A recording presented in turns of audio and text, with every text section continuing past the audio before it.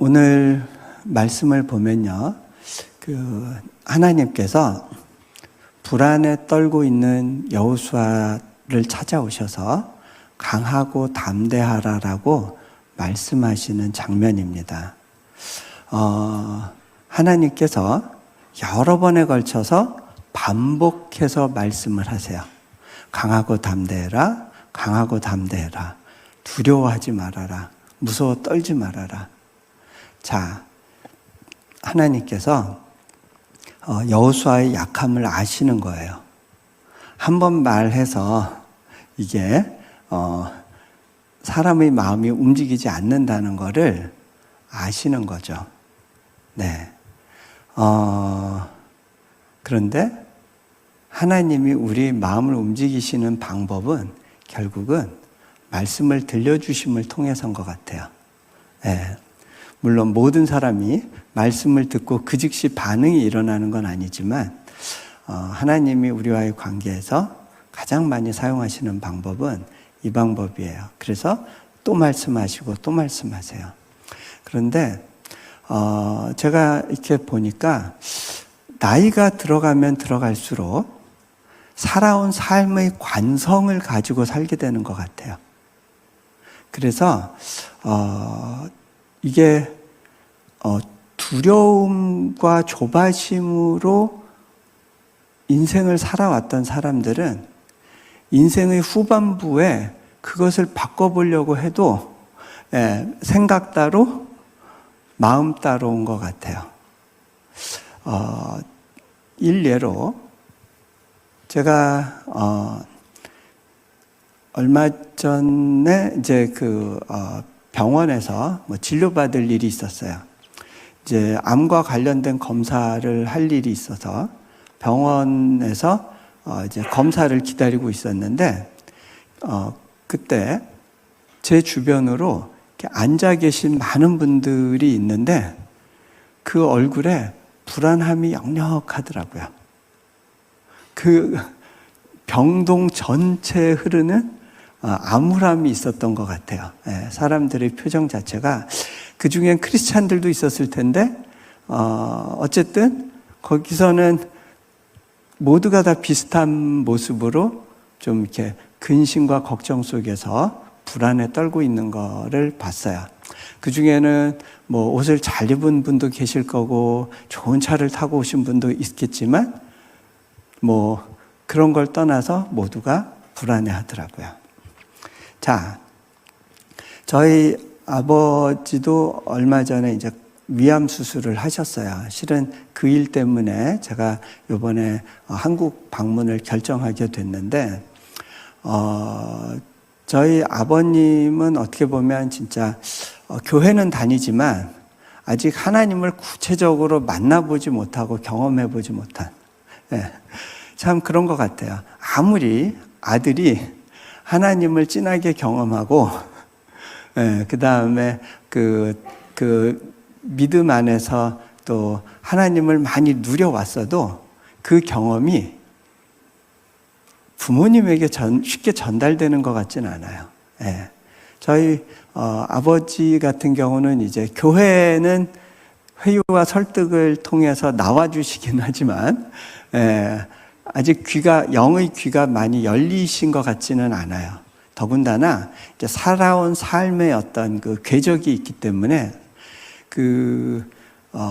수술이 이제 수술을 하기로 한 의사 선생님이 코로나 양성 반응이 나오고 이어서 아버지도 양성 반응이 나오고 그러면서 수술을 연기하게 되는 과정이 있었어요. 그러면서 이제 집도의가 바뀌게 되고 결국은 그것 때문에 정말 가장 좋은 결과로 인도하심을 받았는데, 그럼에도 불구하고 그 과정을 기대와 믿음 안에서 이렇게 넘어갈 수 있으면 좋잖아요. 머릿속으로는 그러고 싶으실 것 같아요. 그런데 이 살아온 삶이 그렇지가 않았기 때문에 감정이 팍 올라오고 불안하고, 누가 좀 그렇게 하지 말고 좀 힘내라 그러면 오히려 감정적으로 팍 터지고 이렇게 무너지는 모습을 봤어요. 근데 그거는요, 이 세상에서 살면서 성공을 경험했든 안 했든, 돈이 많든 적든, 뭘 이뤘든 이루지 못했든, 학력이 높든 낮든 그런 거와 무관하게 사람을 압도하는 뭔가가 있구나라고 느꼈어요.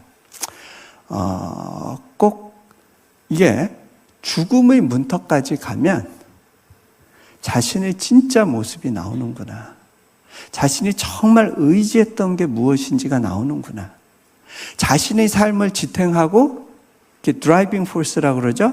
이끌어가는 힘, 그 힘이 무언가가 그때 나타나는구나. 우리가 다 교회 안에 있지만,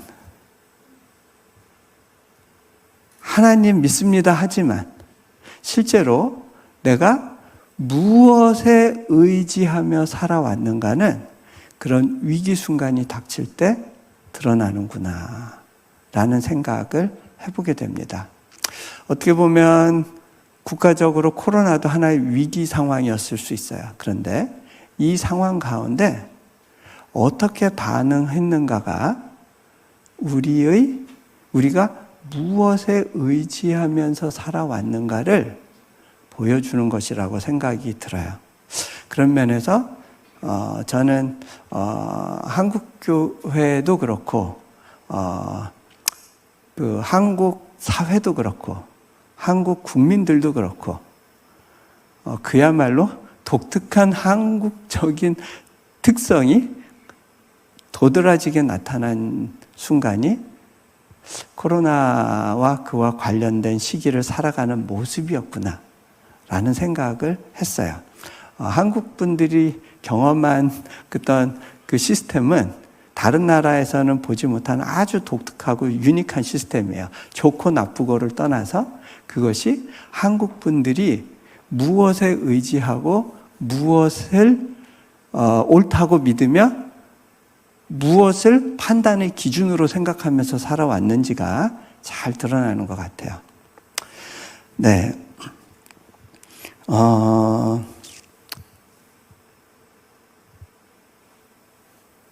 그런데 다른 방식의 삶이 존재합니다.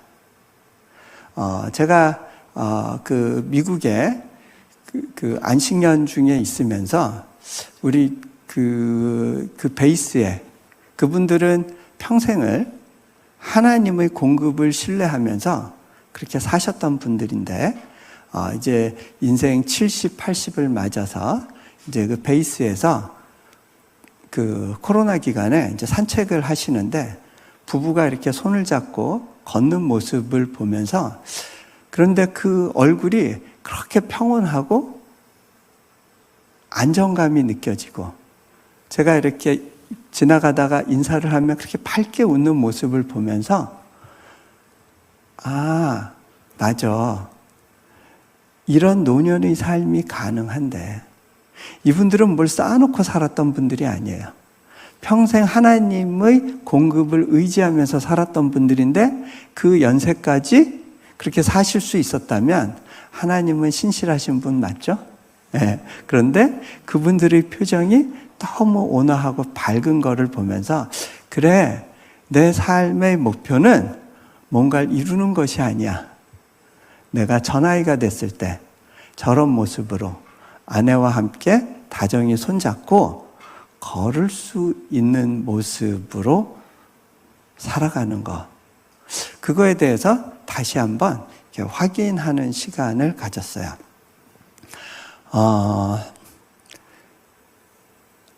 암 환자로서 한 110차까지 항암 진료를 받은 천정은이라는 자매가 있어요.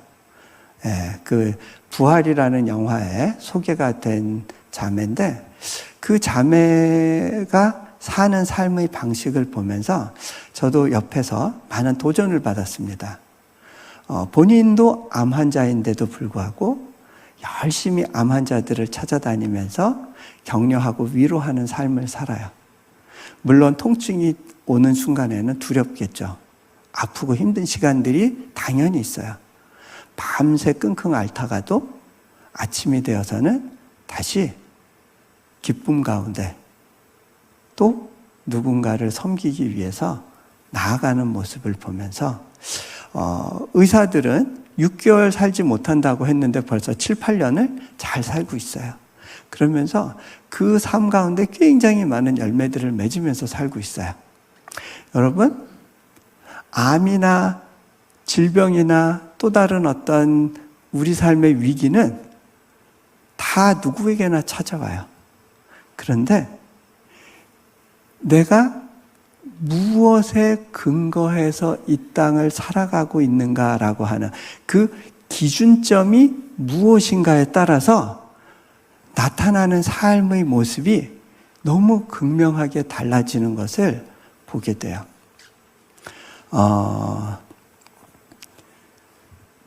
제 삶의 과정에서도 굉장히 많은 저를 두렵게 하는 순간들이 있었어요. 실은 그 몽골에서 사역하면서 죽음의 위협이 스치고 지나가는 경험을 여러 번 했어요. 아, 죽는 거구나. 아, 정말 여기서 한 단계 더 나가면 죽는 거구나. 뭐 이제 권총으로 누가 이렇게 머리에 들이대고 이런 경우에는 그리고 그 사람을 내가 통제할 수 없는 상황에서 뭐 갈 수도 있겠구나.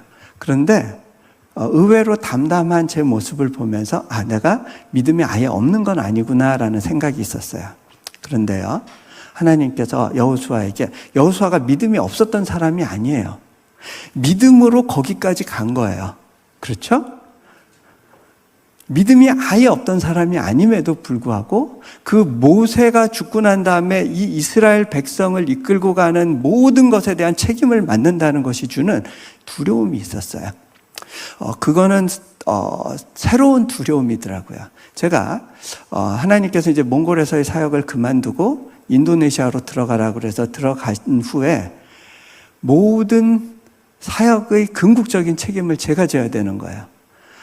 우리 다른 분들이 나를 돕기 위해서 왔는데 이분들이 다 제 얼굴을 보고 있는 거죠. 그런데 그때 저는 제가 안 맞는 옷을 입고 있다고 느꼈고 이 일이 성공할지 못할 거라는 생각이 들었을 때 오는 불편한 마음과 눌림이 있었던 것 같아요.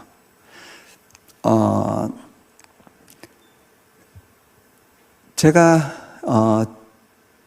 작년에 우리 사역자들을 위해서 이제 말씀을 준비하다가 과거를 한번 짚어봐야겠다 하면서 우리 사역에서 하나님이 일하신 것들을 조금씩 적어봤어요. 제가 보통은 이제 외부에서는 가능한 한 우리 사역에 대해서 이제 공개를 많이 안 하는 시기가 있었어요. 그런데 제가 하나씩 이렇게 적어보니까 12개의 기적이 있었더라고요. 그 기적 중에 하나라도 일어나지 않았으면 저희 사역은 불가능했을 거예요. 저희 사역 초기에 어느 누구도 저희 사역을 보면서 이거는 가능한 사역이다라고 이야기한 분이 없었어요. 세계 최대의 이슬람 국가에서 기독교 대학을 세우고 기독교 초중고등학교를 세운다? 이거는 인도네시아 사람들이 생각해도 안 되는 일이에요. 근데 그것도 비자도 제대로 해결하지 못한 외국인이 한다? 상상을 할 수 없었던 거예요. 법적으로 불가능하다고 많은 사람들이 생각했고 왜 엉뚱한 일에 무리하고 있을까라고 하는 의구심을 갖고 저를 보는 거죠. 저도 이성적인 사람이다 보니까 이게 빤히 안 되는 걸 알아요. 근데 그 시기에 제가 하나님께 기도했던 것이 있었습니다. 하나님, 저는 이 땅을 살아가면서 성공의 가능성을 찾으면서 살지 않겠습니다. 그저 하나님이 있으라 하는 자리에서 하나님과 함께 있는 걸 택하겠습니다. 다른 것을 구하지 않습니다. 하나님이 그 기도를 원하셨던 것 같아요. 그 기도 덕분에 제가 버틸 수 있었어요. 돌아보면 여호수아의 사역은 이건 가능한 사역이 아니에요. 성공을 바라고는 이 일을 하면 안 돼요. 많이 안 되는 게 보이기 때문에. 그것이 가능할 수 있으려면 그저 하나님과 더불어 머물러 있기를 결정해야 되는 거예요. 하나님, 그저 하나님과 함께 하는 것으로 나는 충분합니다. 그게 바로 율법을 묵상하고 좌우로 치우치지 않고 그 안에 기록된 대로 다 지켜 행하라고 하는 말씀이 그 내용이더라고요. 그저 하나님 안에 머물러 있으라는 거예요. 그러면 된다는 거예요. 그러면 진짜 될까요? 근데요, 되더라고요. 제가 몇 가지만 말씀드릴게요. 제가 췌장 수술하고 그 후유증으로 평생 병원 신세를 져야 될 상황이 됐었어요. 그런데 하나님이 극적으로 치유해 주셨어요. 그때 치유해 주시지 않았으면 저는 인도네시아에 들어가서 계속 살 수 없었을 거예요. 풍토병을 이길 수 없으니까. 그런가 하면 땅을 후원해 주신 교회와의 그 재단 구성 관련해서 제가 마음속으로 기도하는 게 있었어요.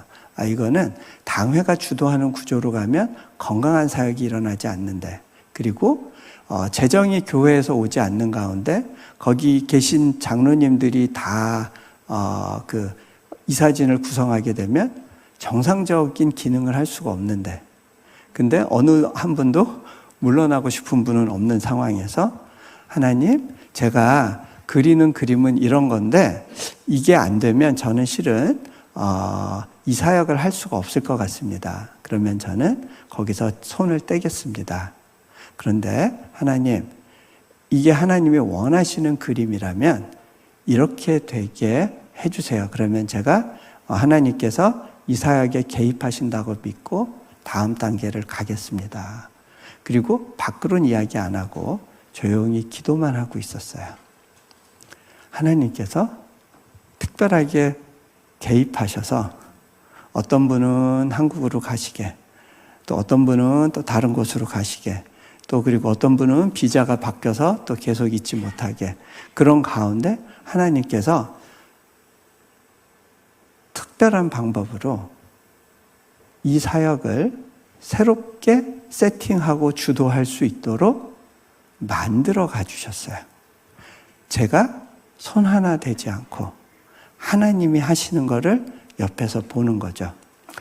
어떤 분들은 그렇게 생각을 해요. 내가 컨트롤하고 내가 설득하고 내가 외교적인 방법을 써서 이걸 풀어가야 된다고. 그런데요, 하나님 나라의 일은 그렇지 않은 것 같아요. 이 이스라엘의 정복전이 그거를 잘 보여줘요.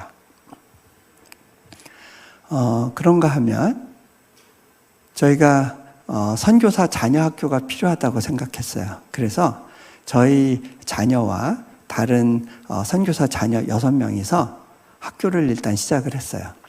영어로 하는 프로그램이고 미국에서 개발된 커리큘럼을 갖고 왔기 때문에 이것을 대안학교 형태로 유지를 해야 됐고, 인도네시아 정부가 공인해 줄 거라고는 기대조차 안 했어요.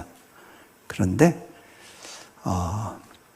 어떤 일이 벌어졌냐면, 이제 다른 선교사님들 가정에서도 아이들이 오는데 얘네들이 졸업을 할 때 한국에서 학력을 인증을 받으려면 인도네시아 정부 인증이 필요한 거예요. 근데 그게 법적으로 안 되거든요. 이거에 대한 요구는 많은데 하나님 어떡하죠? 하고 기도하고 있었는데 하나님께서 그 시기에 졸업하는 아이들을 위해서 대안학교도 인도네시아 정부가 학력을 인증해 주는 방식으로 시스템이 변경이 됐어요. 네. 바로 우리 아이들 이제 세팅해서 졸업시키기 전에 그렇게 됐는데, 그것만 가지고도 안 돼요. 왜냐하면 우리가 초중고등학교에 외국인 교수가 필요한데, 교사들이 필요한데, 그들을 비자를 줄 수 있어야 되거든요. 하나님 이 부분은 어떻게 할까요? 하는데, 갑자기 어느 학교의 교장 선생님으로부터 이야기를 들었어요. 인도네시아 정부가 새로운 제도를 만들게 됐다. 이슬람 학교를 인정해 주는 것 같이 기독교 학교를 인정해 주는 특별 시스템을 국회가 법으로 통과를 시켜서 저희가 그 혜택을 받기 위해서 어플라이를 하면서도 영어 교육인데 내셔널 프로그램으로 허가를 해줄까 싶었는데 제도가 아직 미비한 상황이다 보니까 저희 시스템을 그대로 인정받아서 기독교 초중고등학교로 시작할 수 있도록 이제 법적인 허가가 나왔어요. 저희가 안 된다 하고 있으면서도 뭔가 시작하면 법이 바뀌는 경험을 지속적으로 했어요. 대학교도 신규 대학 허가를 일체 해주지 않는 걸로 정책을 인도네시아 정부가 가져가고 있었는데 저희가 어플라이 하려는 그 시기에 잠깐 열어주는 기간이 있었어요. 한 6개월 정도. 그때 저희가 어플라이 했는데 그게 프로세스가 돼버렸어요. 그래서 저희가 허가 받아서 학교를 운영하게 될 때 인도네시아의 고등교육부 국장이 저희한테 와서 그런 이야기를 하더라고요. 그간 10년 중에 신규 대학으로 허가받은 케이스는 당신네 외에는 없습니다. 그만큼 우리가 기대하고 있다는 이야기인데 당신들이 잘해줬으면 좋겠습니다. 당신들한테 제안할 게 있는데 당신들이 종합대학으로 갈 수 있는 굉장히 좋은 트랙이 있습니다. 지금 인도네시아 정부가 이런 시스템으로 새롭게 지금 대학 교육을 개편하려고 하는데 이런 스텝을 밟아가면 빠른 시간 안에 종합대학으로 갈 수 있을 겁니다. 그렇게 해서 저희가 4년 만에 종합대학 허가를 지금 목전에 두고 있어요. 그런가 하면요. 그러니까 뭔가 분명히 안 되는 건데 시작을 하면 법이 바뀌는 거를 경험을 하는 거예요. 근데 나중에 해도 안 되고 전에 해도 안 되고 이거는 저는 그런 생각이 들어요. 요단강이 갈라진다는 게 이런 거구나. 근데 요단강이 갈라질 때 하나님이 요구하신 게 있었어요. 홍해를 건널 때는 모세 보고 그냥 이렇게 그 바다에게 명령하라고 했지만 요단강을 건널 때는요, 제사장들이 먼저 요단강에 첫 발을 디뎠어야 되는 거예요. 그래야 비로소 강물이 갈라지는 거죠. 저에게 요구했던 하나님의 그 믿음의 도전은 그 영역이었던 것 같아요. 건물 지을 때도 마찬가지였어요. 돈을 쌓아놓고 시작할 수 있으면 얼마나 좋았겠어요. 그때는 제가 외부로 우리 사역에 대해서 공개적으로 이야기할 수도 없었고, 그 다음에 인터넷에 올릴 수도 없었고, 한국 교회는 어떤 그 선교적인 열정도 식어가고 다들 재정적으로 어려워하는 분위기고 도울 곳이 없는 상황이었는데 하나님은 가라고 하셨어요. 쉽지 않은 일이죠. 근데 가라시니까 한번 가봤어요. 근데 죽겠더라고요. 죽는 줄 알았어요. 제 책상에 막 이런 그 인보이스, 그 재정 결제해달라는 서류가 이렇게 쌓이는데 이거 어떻게 처리해야 될지 모르겠더라고요. 하나님이 좀 받으세요. 이거 하나님 거잖아요. 하나님 책임지세요 하고 안만 올려드려도 다시 이렇게 막 떨어져요. 죄송합니다. 근데 결국은 제가 하나님께 이렇게 속상해서 따졌어요. 하나님, 결국은 내 책임이 되잖아요. 하나님 이거 안 받으시잖아요. 감옥을 가도 제가 가는 거 아니에요. 저 혼자 독박 쓰는 것 같은데요. 그때 하나님이 제게 이렇게 물어보신다고 느꼈어요. 기왕이면 그 부담 가운데에서라도 좀 웃으면서 가줄 수 없겠니? 그 비치고 웃어줘요? 근데 제가 그때 깨달았어요. 아, 이거 과정이구나. 하나님이 웃으면서 가보라고 하는 거는 다 하나님의 대안이 있어서구나. 여러분, 하나님께서 여호수아한테 강하고 담대하라라고 이야기하시는 이유는 다 준비된 플랜이 있으셔서 그런 거거든요. 하나님께서 여러분에게 강하고 담대하라라고 말씀하신다면 다 하나님 입장에서 준비가 돼 있으셔서 그런 거잖아요. 내가 책임져 줄게잖아요. 그러니까 지금 뭐가 해결이 안 됐다고 그것 때문에 전전긍긍하고 두려워하면서 살아가지 말렴. 전에는 그렇게 했을지 몰라도 이제는 좀 한번 달라져 보지 않겠니? 더 다른 차원의 믿음으로 인도해 주시기를 원하시는 거예요. 저도 옛날에 믿음 좀 있는 줄 알았어요. 뭐 한 1,000만 원, 2,000만 원 정도는 하나님 해주실 거 믿었어요. 근데 이게 40억, 뭐 30억 이렇게 되면요. 이게 순간적이지만 이 재정이 하나님보다 커 보이는 시간들이 있었어요. 여호수아에게 있어서 그 가나안의 적들이 하나님보다 더 커 보이는 순간들이 있을 수 있어요. 근데 그게 아니라는 거예요. 이거 과정이야. 나의 보관이 있단다. 그게 하나님의 메시지예요. 학교가 너무 외진데 있어서 그것도 걱정이다 싶었어요. 그런데 저희 학교 건축하기 전에 저희 학교 앞으로 길이 나서 인프라 문제가 해결이 됐고요. 그 앞에 인도네시아 동남아 최대 규모의 일본 이온몰이 들어오기로 결정이 돼서 지금 공사가 시작됐어요. 저희 학교에서 5km 떨어진 지점에 자카르타에서 반둥까지 가는 첫 번째 고속철이 지어지는데 그 고속철의 첫 번째 역이 저희 학교 인근에 지어지고요.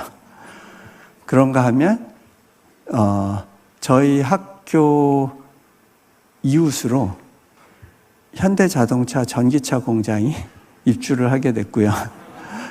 20km 지점에 LG의 배터리 공장이 들어오고요. 그 외에 굉장히 많은 한국 공장들이 들어오려고 기다리고 있고요. 일본의 7개의 자동차 회사 공장이 저희 학교와 그 인근 주변으로 들어오면서 최첨단 산업기지가 되고 있어요. 이거는 제가 계획하고 이렇게 정보를 얻어가지고 요 땅이야 하고 들어가는 게 아니에요. 하나님이 주신 곳에 가서 첫 삽을 뜨고 나서 보니까 하나님께서 하나씩 하나씩 이런 것이 준비되어 있단다라는 거 보여주시고 알려주신 거예요. 저희 학교에 영어로 하는 학교, 크리스찬 교수들이 와서 하는 학교, 그게 과연 가능할까, 인도네시아에서. 그런데 하나님께서 저는 모르지만, 제가 심은 것은 아니지만 열매로 거두어진 귀한 인재들을 만나게 하시고 그들이 우리 학교에 하나둘씩 들어와서 이 사역을 서포트하고 있어요. 이거는 사람이 계획해서 되는 게 아니에요. 누군가가 필요하다 생각하면 6개월 안에 연락이 되고 연결이 되는 경험을 해요. 그래서 강하고 담대해라. 두려워하지 말고 그냥 가보렴 하신 거였구나. 세상 사람이 볼 때는 이거는 불가능한 짐이고 부담이었어요. 그런데 그것이 가능해지더라고요. 근데요, 여러분, 우리 삶에서 경우에 따라서는 제가 경험한 것처럼 이런 드라마틱한 인도하심이 보이기도 하지만 때로는 안 보일 수도 있어요. 근데 안 보이는 이유는 두 가지일 수 있어요. 여전히 내가 의지하고 있는 게 다른 힘인 경우에 하나님이 하신 거가 인정이 안 될 수 있어요. 또 하나는 한 번도 믿음으로 요단강에 먼저 발을 디뎌본 적이 없었기 때문일 수도 있어요. 그리고 각자가 받았던 사명이 달라서일 수도 있어요. 그런데요, 무엇이 이루어졌느냐 이루어지지 않았냐가 중요한 게 아니더라고요. 이 사역이 일어나기 전에 정말 아무것도 일어나지 않을 것 같은 상황, 그리고 점점 암담하고 어두운 듯한 현실이 저를 덮치고, 제가 비자 문제도 해결이 안 되고 여러 가지로 그 돌파의 기미를 볼 수 없었던 시기에 한 번은 제가 예배의 자리에 앉아 있었던 적이 있었어요. 그때 현지 청년들이 앞에 나와서 찬양을 했는데 이런 찬양이었어요. 주 품에 품으소서. 그 찬양을 듣다가 제가 이제 넋두리로 이렇게 고백을 했어요. 하나님, 저도 좀 안아주시면 안 될까요? 저도 좀요. 그런데 그때 등 뒤에서 날개 치는 듯한 소리가 들렸어요. 푸득푸득푸득푸득. 이거 뭘까? 마음의 소리지만 확인하려고 다시 이렇게 뒤돌아봤어요. 그런데 아무도 없죠. 그런데 그 순간, 아, 주님, 당신이신가요? 주님께서 나를 만나 주시려고 나의 그 작은 신음의 소리를 듣고 반응해 주시려고, 그리고 나야, 나 여기 있어 말씀해 주시려고 마음에 이 소리를 주시는 건가요? 그 생각이 들자 갑자기 눈물이 팍 터지면서 막 울기 시작했어요. 남들 보는 것도 그렇고 그래서 막 열심히 눈물 닦으면서 이러고 있는데 하나님이 제게 물어보시더라고요.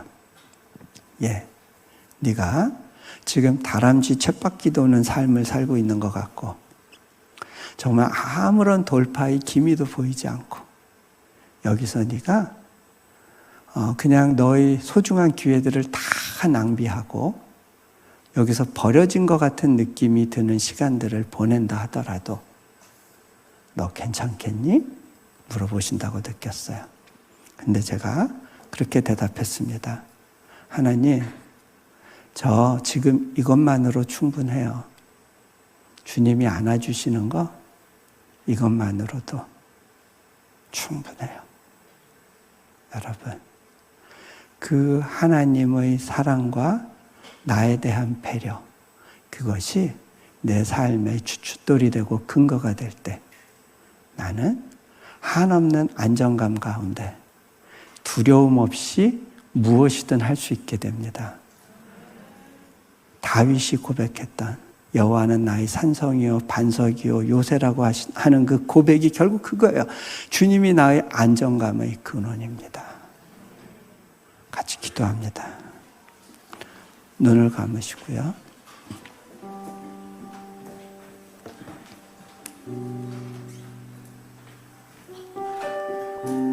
하나님께서 여러분들에게 계속 말씀하고 계셨고 그것이 모자라서 오늘 또 한 번 더 말씀하기를 원하십니다. 강하고 담대하라. 두려워하지 말라.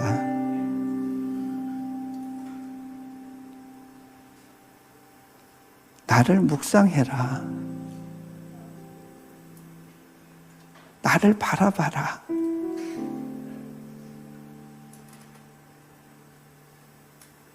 너의 안정감의 근원에 무엇이 있었니? 나는 그것을 우상이라고 말한다. 내가 아닌 다른 것을 의지하며 내 주먹을 믿고 그렇게 버둥거려 왔던 삶, 그렇게 휘둘려 살았던 삶,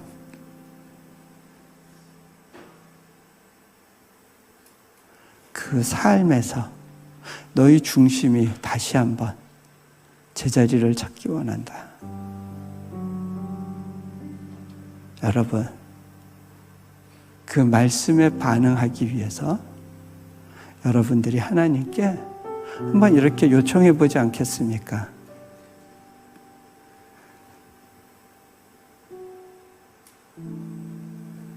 제가 하나님께 그렇게 요청했던 것처럼 주님, 저도 좀 안아주시면 안 돼요? 저도 좀요.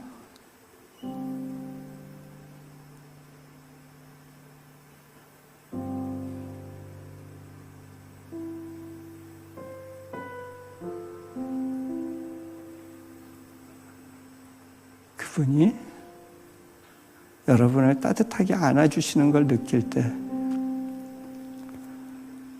어린아이가 엄마 품에서 더 이상 아무런 필요를 느끼지 않는 것 같이 우리도 괜찮구나. 내가 안전하구나. 뭐가 더 필요한 게 아니었구나. 이것으로 충분했던 것을 고백할 수 있게 됩니다. 그런데 놀라운 것은요, 그렇게 하나님만 의지하는 삶에 나타나는 또 다른 놀라운 역사입니다. 그 이후에 내 삶 가운데 내 주변에 일하시는 하나님의 놀라운 손길을 보게 되고 그것을 증거하는 삶을 살아가게 됩니다. 제가 마무리 기도합니다. 하나님, 감사합니다. 우리를 안아주시기 위해서 먼저 요청하기를 기다리셨던 주님, 지금 초청합니다. 주님, 주님을 구합니다. 이 아침에 주님께 안겨서 숨쉬고 있는 나를 느끼게 해주십시오. 우리 주 예수 그리스도 이름으로 기도합니다. 아멘.